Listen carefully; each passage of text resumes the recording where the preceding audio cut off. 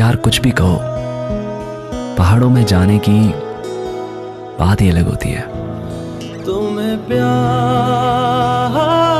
कब तक हम करेंगे भला।